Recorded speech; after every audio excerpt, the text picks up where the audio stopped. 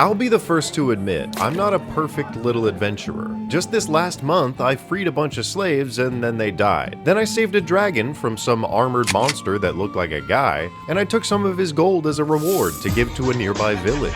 Then I went on to save a lake full of fish from drowning. That was a close one. And then while I was gone, the village got plundered, and they lost all their gold and all the people. So I hunted down the bandit king that took it and performed unspeakable acts of torture on him. Naturally in the name of justice and goodness. It was weird though. When I had him right where I wanted him, in a dirty fursuit, he said, "I always come back." Then he died from sepsis or something, so I'm the bandit king now. But a few days ago, he actually did end up coming back and tried to kill me. If I didn't smell him coming, I'd probably be a goner. Luckily, I have the Dr. Manhattan clip on standby, so I used it for the 12th time to eviscerate the guy. And then he came back again, in a slightly different body. So I blew him up, and now here he is at my door, a 4th time trying to kill me. And that's the wonderful story of how I contracted a Revenant's ire, which means I'm basically doomed to kill this guy every few days for the next year. Revenants are the most horrifying type of undead, since literally nothing other than warping reality, a year of failure, or successful revenge can stop one. It's especially tragic for me since mine looks like Matthew Lillard, who I would much rather just play D&D with than kill over and over again.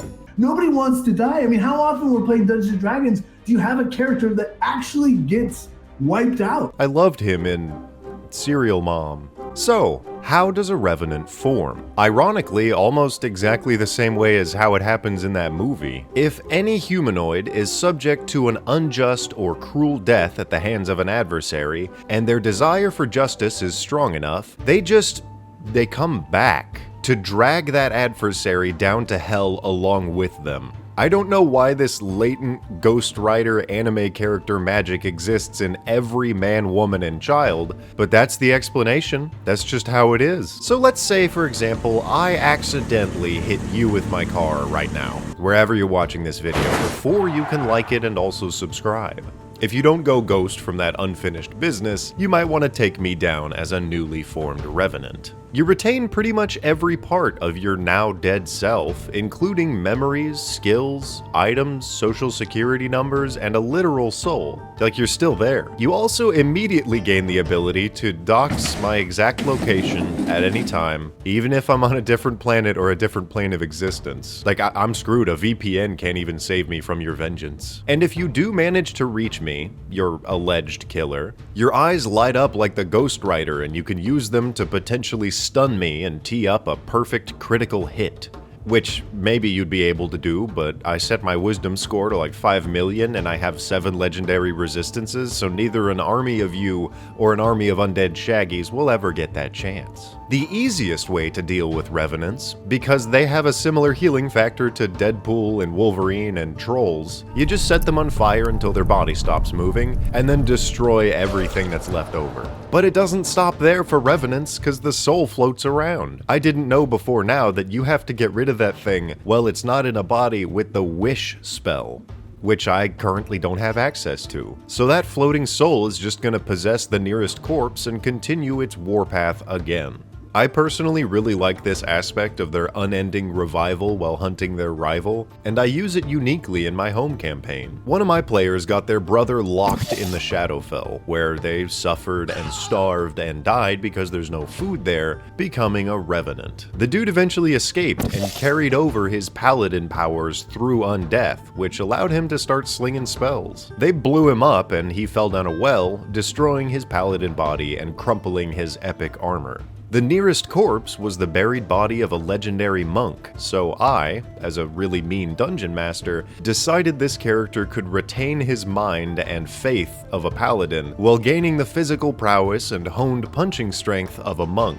He's a big problem right now. I actually didn't know about the wish thing. Instead of forcing my party to get a 9th level spell, I'll probably resolve his quest for revenge narratively. And I think it'd be cool if you could just reconcile with the vengeful spirit in order to banish it. Like children's show style. Not everything has to end in perpetual bloodshed. Hilda's really good, by the way. A couple extra notes here while I get my hands on a wish or two. The vast majority of Revenants form because of gnomes. Gnomes are hunted by the undead more than anyone else, and I think that's because they cause a lot of accidental and humiliating deaths with their pranks. Or machines. I think gnomes are just like the most hated little guys across the D&D board. Since Revolution 60s are undead, they don't need to rest, and since they retain their sentience, they can plan their attacks over a relatively long period of time. Having a sleepless nemesis either pursue you in a straight beeline like the immortal snail, or being hunted by zombie Batman with his prep time are horrible fates indeed. Which is why I need this, my cool uncle's genie bottle. I think I just have to rub here and... Oh. Hi. Hey, thanks for rubbing the lamp.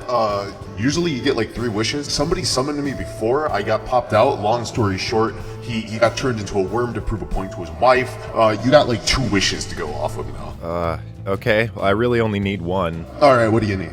There's a revenant that's been chasing me. He looks like Shaggy, kind of. Oh, is that him? Okay. Oh, okay. Cool.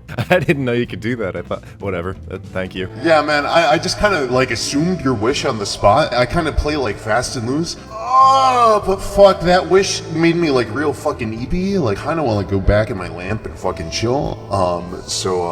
Like, you alright with like taking 5? Yeah, I've never been inside a lamp before. Yeah, go in, man. Go have fun. Okay, cool. Thank you. Dumbass.